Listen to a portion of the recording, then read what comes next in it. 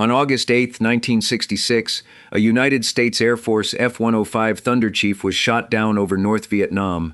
The pilot ejected at low altitude, hit the ground hard, and broke both arms, both legs, and his back in the landing. North Vietnamese soldiers found him in a rice paddy, beat him unconscious, and dragged him to the Hoa Lo Prison in Hanoi. What they did not know, and what would not have mattered to them if they had, was that the man they had just captured was already one of the most decorated combat pilots in American history. He had flown 99 missions in Korea and been shot down twice. He had been awarded the Silver Star 3 times.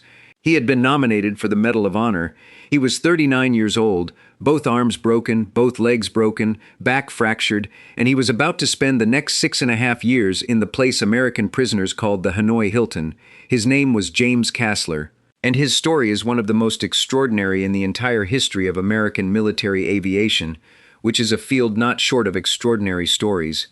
Kasler grew up in poverty in Anderson, Indiana during the Great Depression. His father was a laborer. The family had little money and less security. Kasler enlisted in the Army Air Forces in 1944 at the age of 17, too late to see combat in World War II but early enough to learn to fly. He transitioned to the newly independent Air Force after the war and was flying F-86 Sabres when North Korean MiGs crossed the 38th parallel in June 1950. He flew 99 combat missions in Korea. He shot down 6 MiG-15s, making him one of the relatively small group of American pilots who achieved ace status in that war. He was shot down twice and survived both times. When the war ended, he was 26 years old and had already lived through more sustained aerial combat than most pilots would see in a lifetime. The Air Force kept him. Kasler spent the late 1950s as a test pilot and flight instructor, accumulating hours and expertise while the Cold War shaped the context for whatever came next. When American involvement in Vietnam began escalating in the early 1960s, Kasler was assigned to the 388th Tactical Fighter Wing, flying F-105 Thunder Chiefs, the aircraft the pilots called the Thud, a big, heavy supersonic fighter bomber that was being used to attack North Vietnamese targets in the most dangerous airspace in the world. The North Vietnamese air defense system, built with Soviet equipment and Chinese expertise, was by 1966 the most sophisticated anti-aircraft network any American pilots had ever faced. Surface-to-air missiles, radar-controlled anti-aircraft guns, and MiG interceptors worked together in a layered defense that turned every strike mission into a calculated gamble with death. Kasler flew into that airspace repeatedly. In the spring and summer of 1966, he led multiple strike missions against some of the most heavily defended targets in North Vietnam, including the Hanoi Petroleum storage complex in June 1966. That mission, which destroyed an estimated 10% of North Vietnam's total fuel storage capacity in a single strike, was conducted under conditions that Kasler's fellow pilots described as the most intense anti-aircraft fire they had encountered in the war. Kasler led the strike package through it and brought his aircraft home. He was nominated for the Medal of Honor for his leadership that day.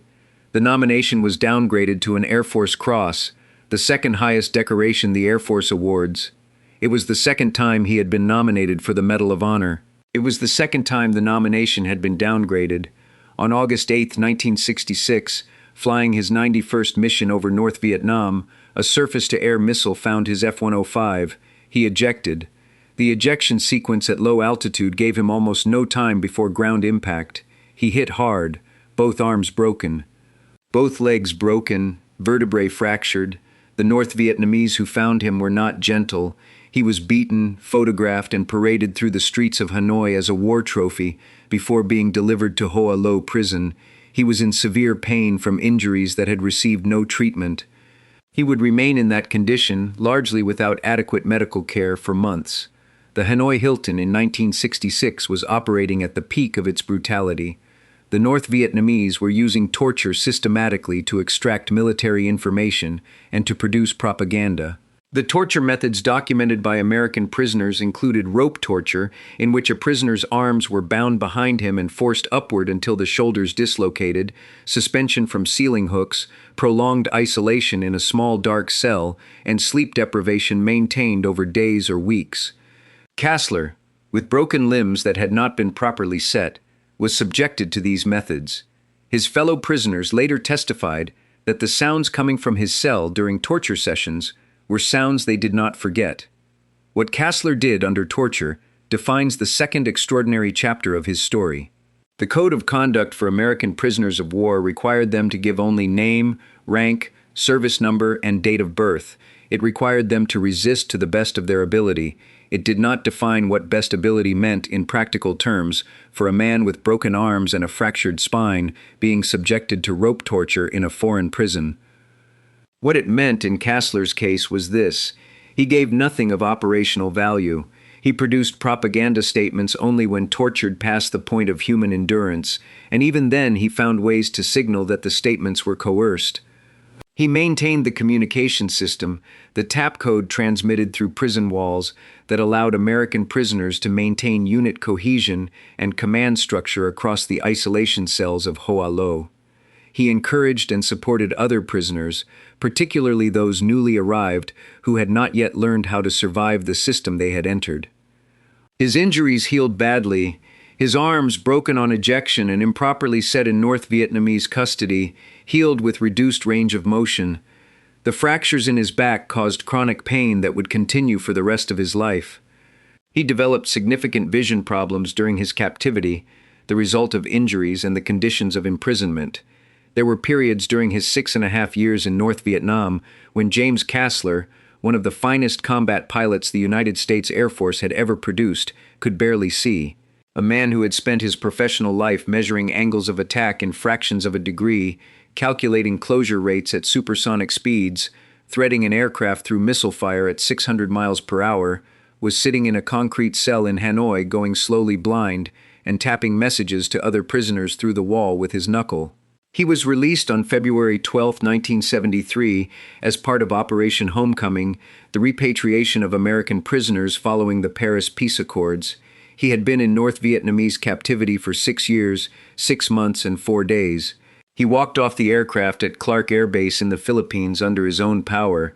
The Air Force medical teams who examined him documented the full inventory of what 6.5 years in Hoa Lo had cost him: the injuries, the vision loss, the chronic pain, the malnutrition, the psychological damage that every man who came back from that place carried in ways that the physical examination could not fully capture. He returned to flying. This is perhaps the most remarkable fact in a story full of remarkable facts. After everything that had been done to his body and his eyes in Hoa Lo Prison, James Kasler returned to active duty, passed the flight physical, and flew again.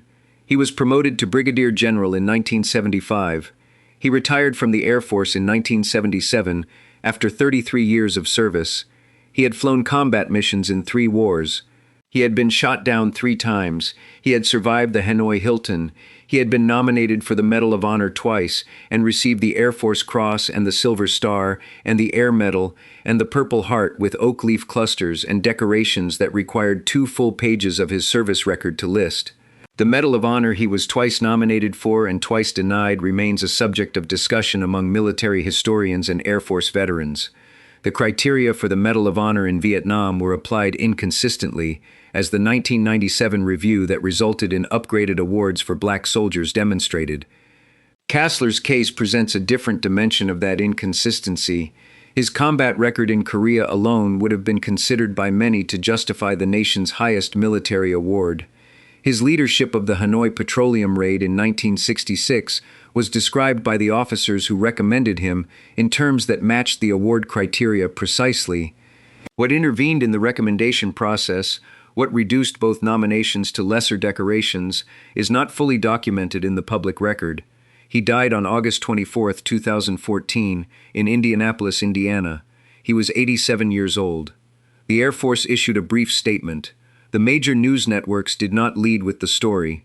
The man who had flown 99 missions in Korea, been nominated for the Medal of Honor twice, spent 6.5 years in the Hanoi Hilton with broken arms and failing eyesight and given nothing of value to his captors, and then came home and flew again.